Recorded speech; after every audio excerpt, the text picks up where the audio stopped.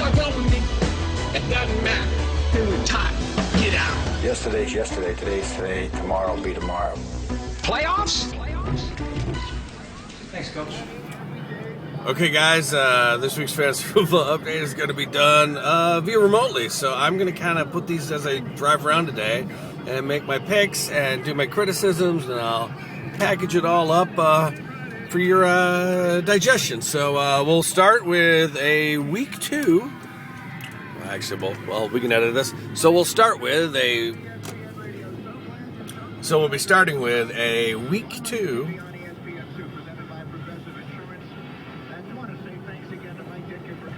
Hey guys, I'm going to be running around like a maniac the last couple days, so I haven't been able to do any real true update of the week for fantasy football for League of Fools, so I'm going to be doing some remote location stuff, and I'll piece it all together and send it out hopefully tonight. So we'll begin with my review of week 1, or as I like to call it, or Dan Domination Week.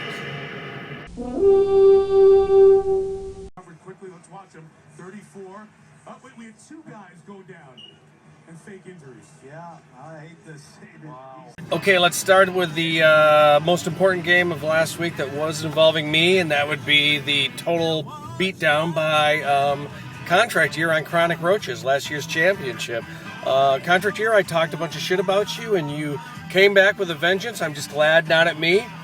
Chronic Roaches, welcome to 0-2. And the Battle of the Brothers last week, what can I say? Eye of the Storm was more like that kind of hard rain New York got, but they acted like it was a big tropical storm. I'd say they were more like that this last week. But Ass Clowns is kicking ass, man, tearing up. What can I say? It's, you know how I am. I'm always badass early in the season. And the big surprise so far this season has got to be the Hot Carls. Charlie coming out of nowhere at 2-0, squeaking one by Miko, but squeaking one by. That shows you the power of the auto draft for both Hot Carls and Contract Year.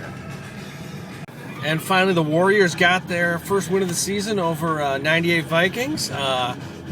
Huge number day for receivers for the Warriors. I think Wallace had a crazy huge day. McFadden, the running back, too. But big day for him. Even though Michael Vick hurt, didn't really seem to affect him. And he squeaked out a win. So interesting week 2. Now let's talk about week 3. All right, let's look at next week's, or I guess really tomorrow's, first big matchup. We have Ass Clowns versus 98 Vikings. Boo! 98 Vikings is going to try to go against us, but have no chance because Ass Clowns is too awesome. That is all you need to know. One player desperately needs a victory to get out of the 0-2 basement. The other must redeem himself for the embarrassing loss at the hands of his baby brother. Who will be the victor? Who? One of them likes to get high, 24 hours a day. The other can get high very easily and steal your cell phone. But together they face each other to see who will be the victor this week. And our final matchup are the 2 surprise teams of the year.